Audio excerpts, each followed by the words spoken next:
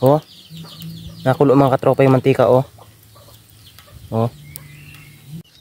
Magandang tanghali mga katropa, panibagong araw, panibagong video tayo. Magta-try tayo kung kung makakapagluto nga tayo ng tuyo sa init. Sobrang init ngayon mga katropa. Mag-alas 12 na, 11:30. Lapit na, kalahating oras na lang at alas 12 na. Magta-try tayo kung makakapagluto tayo ng tuyo sa mainit. Ito.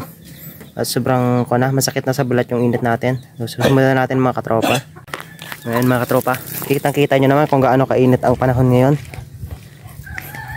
Oh, sobrang init na. Kawawa ang ating mga tanim. Ayan oh.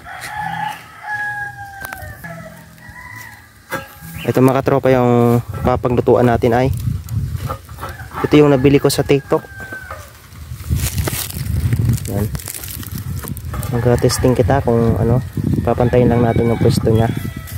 Tapos papainit-initin lang natin. Pagka init-init nito, lalagay naman natin itong ating mantika.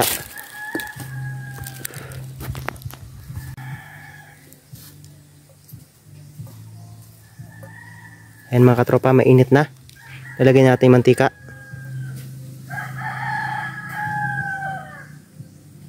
Yan.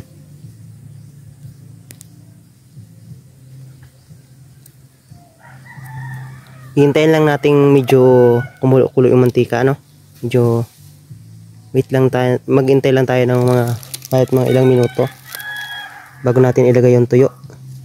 So, update tayo may mga katropa. Ito mga katropa yung lulutuin natin. Doon nakalagay yan ay inilipat ko dito at medyo malilom na doon gawa ng dahon ng saging. Dito ko nilagay sa medyo lantad. Tatry natin mga katropa. Sobrang init na mga katropa.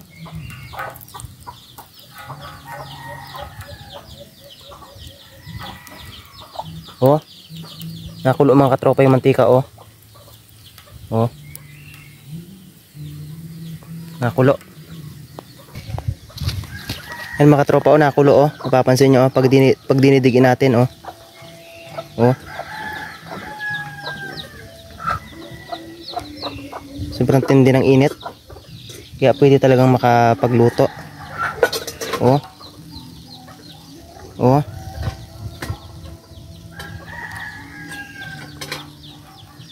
Tayo natin mga katropa, maluto.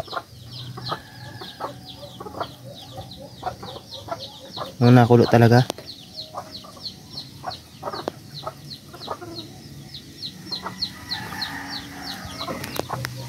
Antayin lang natin mga katropang maluto.